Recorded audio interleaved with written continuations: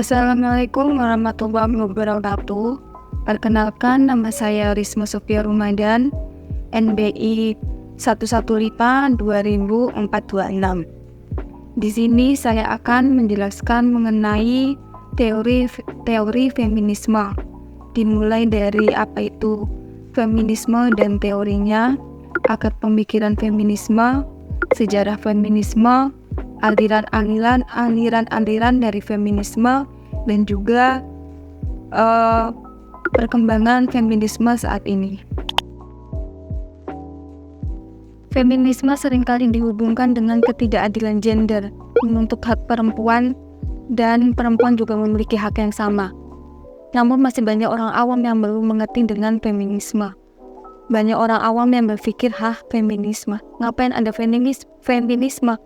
Perempuan itu tugasnya masak, bersih-bersih, sedangkan yang laki-laki pergi cari uang. Feminisme atau tokohnya yang disebut feminis merupakan suatu gerakan terhadap perempuan untuk menuntut keadilan dan kesamaan hak antar laki-laki. Ya, pada intinya perempuan memiliki hak yang sama, baik dari segi politik, pendidikan, sosial, dan dalam berorganisasi. Menurut Najma dan Fatimah Saidah dalam bukunya yang berjudul Revisi Politik Perempuan, menyebutkan bahwa feminisme merupakan suatu eksploitasi dan penindasan terhadap perempuan baik di dunia pekerjaan, dalam rumah tangga, dan dalam bermasyarakat lainnya. Teori feminisme merupakan salah satu teori sosial postmodern. Teori ini memfokuskan diri pada pentingnya persamaan hak antara perempuan dan juga laki-laki dalam berbagai bidang. Teori ini sebagai reaksi atas fakta yang terjadi di masyarakat, yaitu adanya konflik antar kelas, ras, dan juga adanya konflik antar gender. Feminisme mencoba untuk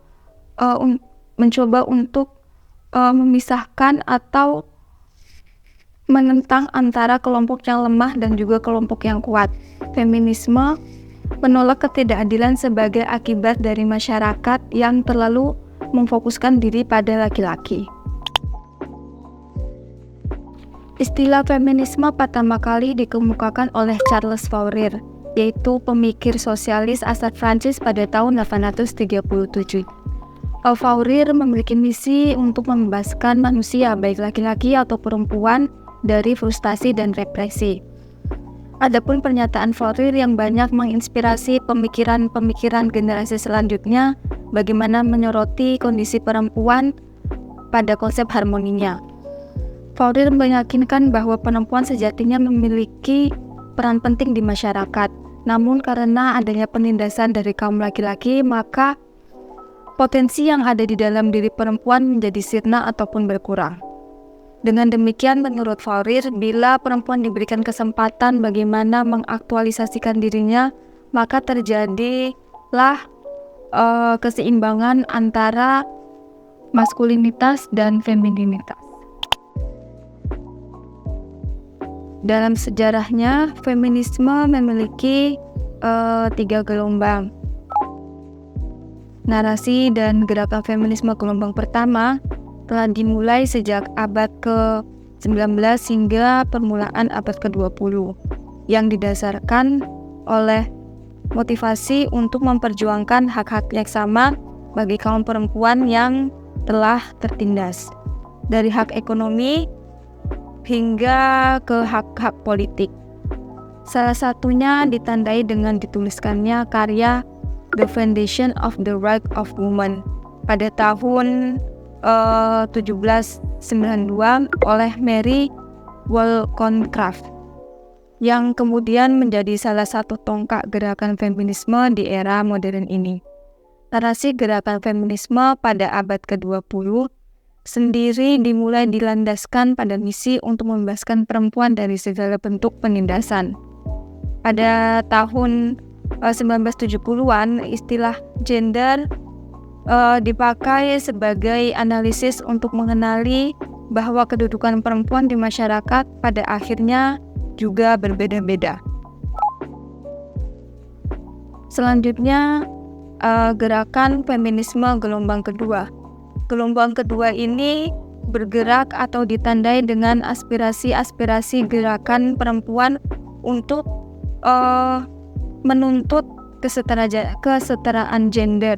Salah satu ikon terkemuka dari feminisme gelombang ini ialah Betty Friedan yang menuliskan karya yang berjudul The Feminist Mystic pada tahun 1963.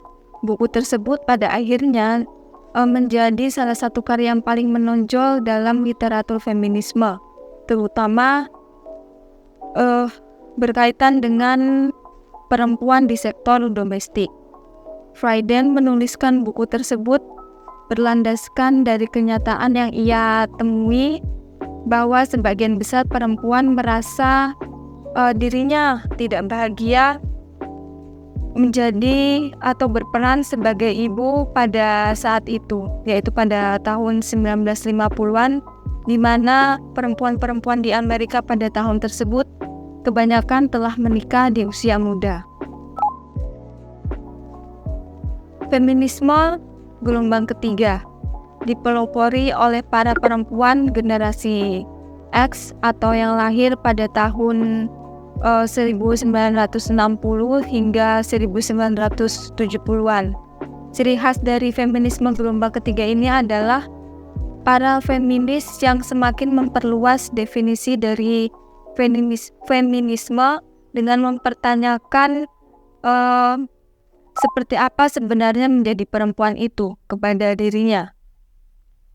Dari pertanyaan itu, identitas menjadi isu penting dalam gerakan feminisme gelombang ini, di mana para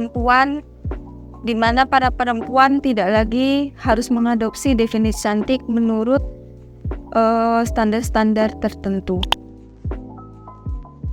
Feminisme sebenarnya memiliki banyak sekali aliran-aliran, namun terdapat beberapa aliran utama feminisme yang dianggap sangat berpengaruh, yaitu diantaranya seperti feminisme liberal, feminisme radikal, dan feminisme Marxis.